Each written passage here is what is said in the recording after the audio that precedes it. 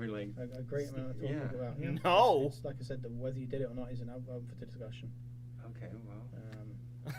There's nothing you can do about that. Hey guys, Dennis Mockin here. Thanks for hanging out. Today's reaction comes from the channel JCS Criminal Psychology. This is Guilty Until Proven Innocent, which is very interesting because the first reaction I did for this channel, we already knew that they did it. It was just whether or not they were actually crazy. With this one, it seems like we're not really sure. Maybe we're going to be looking for some subtle cues here and there, whether they're lying or not, which is going to be very interesting to see. And speaking of that first reaction, I know that there were a lot of technical issues there with the camera kind of doing that weird little zoom thing that it did, and the audio not being so great. I messed with the camera settings a little bit, and I turned up the audio for both me and the video, so hopefully things will be much better this time around. But before we get into it, if you haven't already, please go over and support JCS Criminal Psychology. I'll leave a link to the channel, along with a link to the original video in the description. And as you guys can see, I'm getting pretty close to hitting 6,000 subscribers. And all you fans of JCS, if you do decide to subscribe, you'll be able to see future JCS reactions, but also the past one I did as well.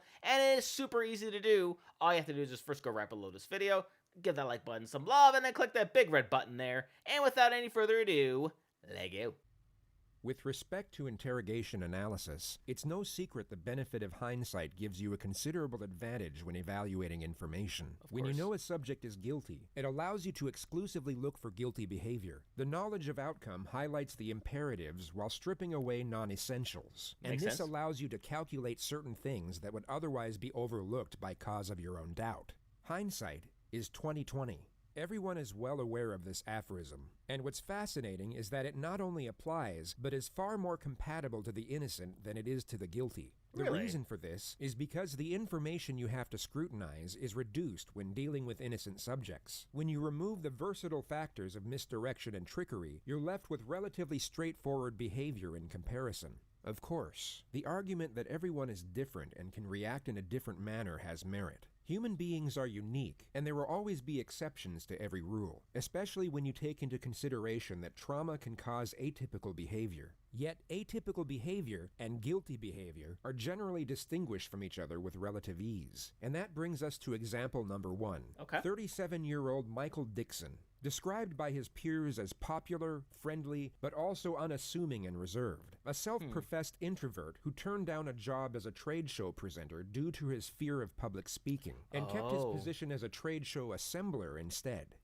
Sounds a lot like me, actually. August 15th, 2003, in Hamilton, Ontario, police were called to report a man breaking into a jewelry store. 2 officers responded and chased the perpetrator from the store down an alley before momentarily losing sight of them. At the same time, Michael Dixon was getting off a bus nearby coming home from work. He was the first person the police saw when coming out of the alley and was then arrested at gunpoint. Dixon voiced his innocence but didn't resist arrest and stated he would help in any way he could. He was taken to the Hamilton police station and questioned 2 hours after his arrest. Feels like he's innocent here? Looks like he's just chilling. Sorry to keep you waiting, Michael. Wondering what's going on. One could advocate this as a common policing misstep if it weren't for the suspect being described as a small white man in the 911 call. As well as not being white, Dixon is 6'3". This detective has either forgotten standard procedure to review the call to dispatch, or for some reason decided to reject it as evidence altogether. Oh, wow. That's messed up. Michael is informed the room is being recorded, and then read his rights. He asserts he is willing to speak with a detective and help with the investigation. Okay. Why we're here is because earlier tonight you were arrested for breaking into a jewelry store on John Street South. Now, your innocence and guilt in this, quite frankly, isn't an issue. The evidence I have is, frankly, conclusive and overwhelming. Okay? Liar. So I'm not even going to ask you if you did it. What I have to ascertain here is what kind of guy you are. The subject maintains a forward-leaning posture and keeps his eyes both in contact and on the same level as the detective. He's very engaged in the conversation. He displays self-confidence and poise, while it's the detective, in fact, who gives off a nervous disposition.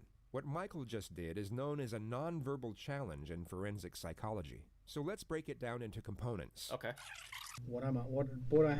In the next moment, the detective will shift in his seat to adjust his position, and at the same time break eye contact to look somewhere in this direction. Michael's exaggerated head movement that follows isn't for the purpose of maintaining eye contact. He could maintain it while keeping his head perfectly still. It is in fact to let the detective know he is maintaining eye contact. It's a way of asserting dominance in the exchange. He is telling the detective that he is the more confident person in the room at that moment. Without actually saying it. What I have to ascertain here is what kind of guy you are. Okay. Whether this is, you're like a serial burglar, and this is what you're doing all the time, or whether this is a one-off thing because of the power cut and everything that's going on tonight. That's all we're here for.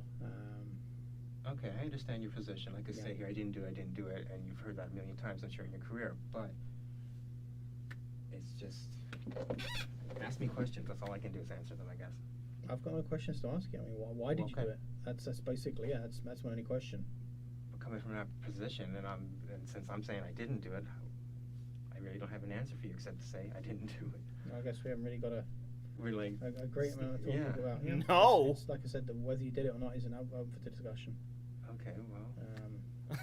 There's nothing you can do about that. You've no doubt come to notice how incredibly tolerant Michael is over the unjustness of the situation. It's the most unusual thing about his behavior, and perhaps what makes him an anomaly with respect to innocent subjects. So before moving on to the second phase of this interrogation, we'll show you a more common response from an innocent subject facing similar charges. This is 26-year-old Justin, falsely accused of breaking and entering, first-degree theft, and assault. He was arrested at his home and only read his rights to silence on the way to the police station. The footage will begin before the subject knows what exactly he is being charged with. In his mind, he knows he has done nothing wrong, and at this point is unaware he is about to be wrongfully imprisoned for just over 2 years. Oh my God! That's terrible!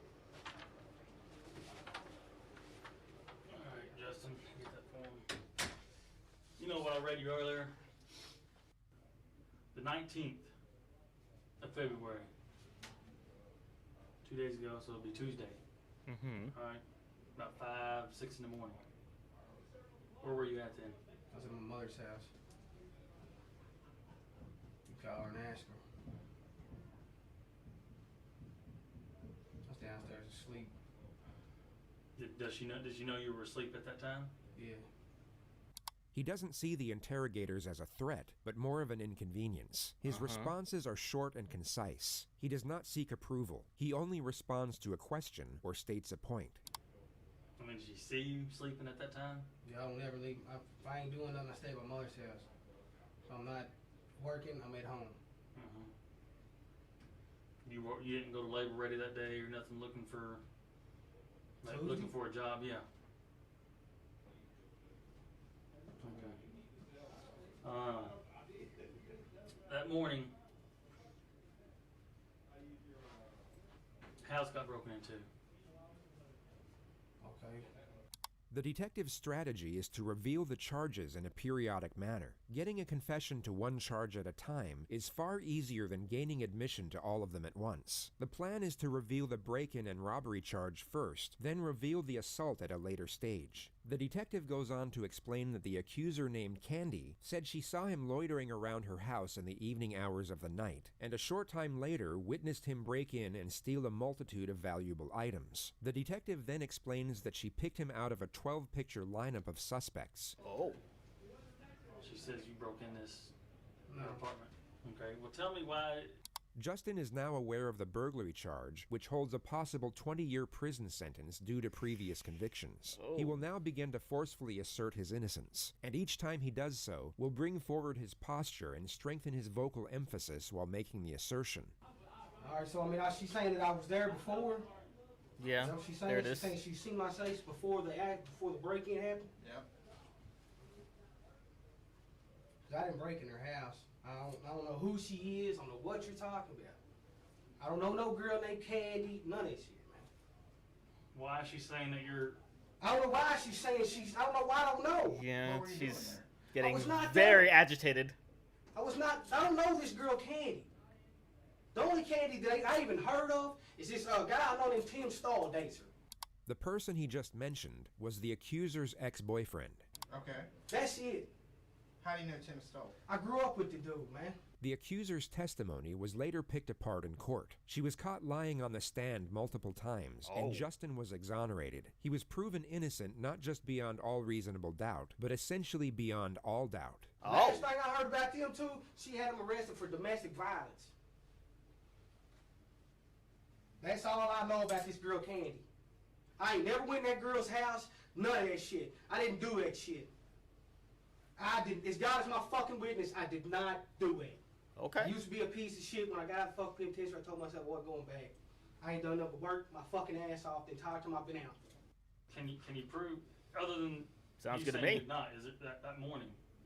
What can you tell? How can you prove to me that you were at home? All you gotta do is call and ask my mother. So you're telling me you didn't step foot out of the house Not 1 foot. Tuesday? Not one. The detective then goes on to reveal Justin is accused of assaulting the supposed victim during the robbery. Take Van in the mirror and you hit her over the head with it and you guys fight. And she got injuries. No, man. And hell no, man. Get her goddamn boyfriend, Tim Stone, in here and question him about her goddamn injuries. Look at that straight right there. This sounds like it's a goddamn thing of fucking her boyfriend, Tim Stone, done fucking done something to her, and now they're trying to put it on me. I know that's what the fuck this is. And look, that's why we're talking to you, okay? No, this is bullshit, man, because I've tried everything in my fucking power to stay the fuck out of this goddamn fucking penitentiary shit. I did not do that shit, man. Okay. That's what we're talking to. We're here to investigate this, okay? That's why we're asking you all these questions. I'm sorry for freaking out, man, but I didn't fucking do this shit, man. I'm fucking shaking. I did not fucking do this, man. Justin had already served 3 years in prison for a robbery in his early 20s. And it doesn't sound like he wants to do it again. He more than likely knew the reassuring tone of the investigator wasn't a good sign. No. Although slightly more animated than the average person, this form of aggression is a commonplace response from the innocent being directly accused. He comes off aggressive, but in a defensive manner. He is not being hostile, but highly combative when professing his innocence. His conduct is totally justified considering the circumstance. When facing a considerable amount of time in prison for something you didn't do, this level of anger is warranted. So when compared to the forgiving composure of Michael Dixon, the extraordinary nature of his behavior becomes even more pronounced. Yeah, it really I does. don't have an answer for you except to say I didn't do it. I guess we haven't really got We're like, a great amount of talking Yeah. about. Yeah, it's like I said, that whether you did it or not is an open for the discussion. okay, well. It's really Yeah, like what can he do? there's a number of witnesses, Great. one of whom had a video camera. No. Perfect. Yeah. Okay You can then. take Well, that's photo. relieving. That's So- relieving. To be quite honest. Yeah. So view the video camera. I have. Okay. That's why your guilt isn't in issue here. That doesn't even make sense. No, it doesn't. Because if I'm on the video camera, that doesn't make sense. No. You have The- a video camera that shows me? Yeah. That doesn't make sense. It makes perfect sense to me. We'll have to, I guess, I have no choice but to get a lawyer then, if this is the kind of thing you're going to go through with me. This isn't going to go away. You're charged with breaking in. You will be I charged understand tonight. that. Okay. You will be going to court in the morning. Perhaps the most upsetting moment, considering the fact that we know this man is innocent. You can see the fear emerge in his eyes as he realizes he won't be going home after this interview. Charged with breaking in with intent. Okay, that's what's going to happen right now. We're now given an insight into Michael's introverted personality. He is noticeably afraid of what lies ahead, yet reacts to the situation with reasoning and intuitiveness. Rather than explode into emotion like the more extroverted personality, he instead processes the moment and then responds to it from an analytical position. Can I ask you something? Okay, are you just making this up that you have a video camera so you see how I react? Because it goes that if you're saying, okay, hear me out for a second, please. If I am guilty, as you believe, because you have me on video camera, then okay, we'll go through the procedure. But I'm saying trying to call your bluff here, because since I know I didn't do it, there's no way I can be on the video camera. Well, like I say, it's not game of poker. Okay, well, I've got nothing to gain from that. I'm not trying to give you a hard time, all right? You know what? I've got nothing to gain from that either way, which is why I'm not asking you, did you do it? I'm not trying to catch you out. I've got nothing to gain from that. Getting a confession void of evidence is in fact excellent for an investigator's career. It's a mark of merit and can accelerate promotion. So he Michael does. continues to Something to get out of profess his it. innocence in a calm and composed manner for a further 7 minutes. The detective then asks that he draw out a map and specify his movements before the arrest. Oh. Every detail of his alibi was later proven to be 100% accurate. Okay. Like I said, on the information that I've got, you're going to be charged tonight with breaking and entering. Mm-hmm. However, I do have a duty to make sure that the truth is Right. And basically, the truth is paramount, and the true version of events is paramount. And I have a duty to investigate all of this, and I will investigate. I assure you, I'll investigate this story thoroughly, and hopefully, I'll be able to find something here, which will either prove or disprove, what we've discussed tonight. Yeah. Okay. Problem is the speed at which this is going. Yeah. Like when I was on the ground, I was saying, go quickly to the terminal. I have like 6 or so guys around me. Like talk to the bus driver. Right. I can't comment on things that haven't been I seen, know, unfortunately.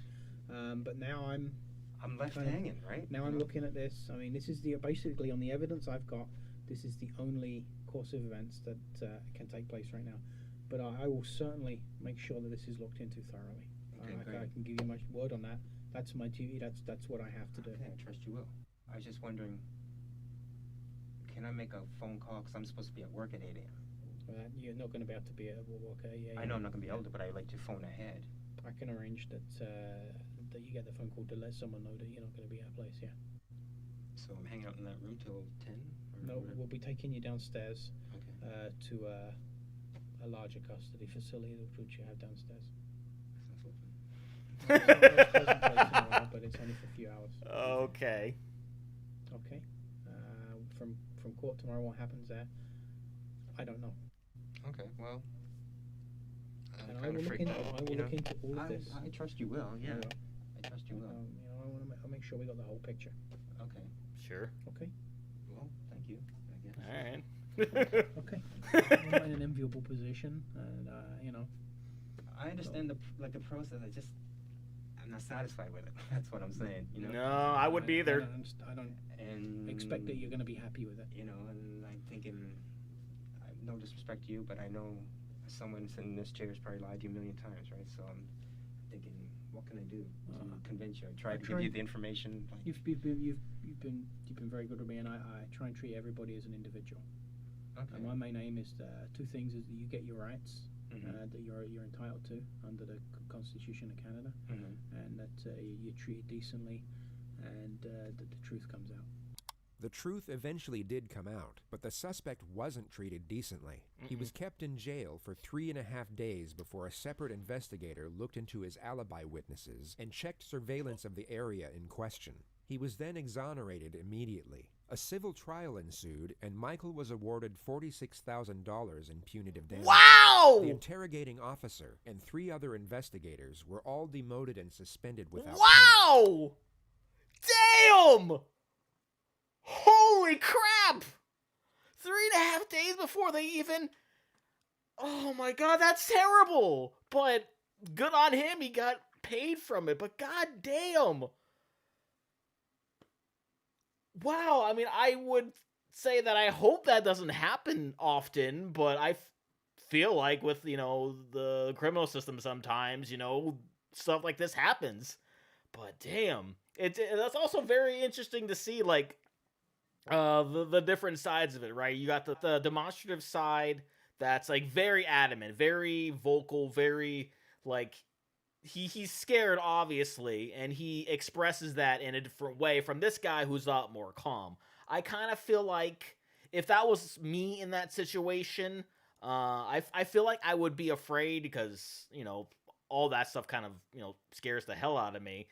But I feel like I don't feel like I would be loud. I feel like I would try to be calm, but I would probably be shaking a little bit, probably be a little scared, but be as honest as I can be with them about it. So it's probably more towards him, but still like very nervous, very shaking, kind of wondering what the hell's going on, because apparently he didn't know what was going on until he got there. All right, well, that will do it for me here. But before I go, though, I want to give a huge shout out to all of my $5 and up supporters on Patreon: Marvin Espinoza, Cruising, Wolver310, and Kester Cronage, aka Kevin Crone. Thank you guys so much. And if you too like to have your name read at the end of each and every one of my videos, plus many other fun goodies, please head on over to patreon.com/JCSMachina and become a patron supporter today. And with that being said, comment down below which one of these guys would you be if you were falsely accused. Please leave a like if you enjoy, share this video, subscribe if you haven't subscribed already, ring the notification bell because I put up new videos every single day, and I will see you guys next time.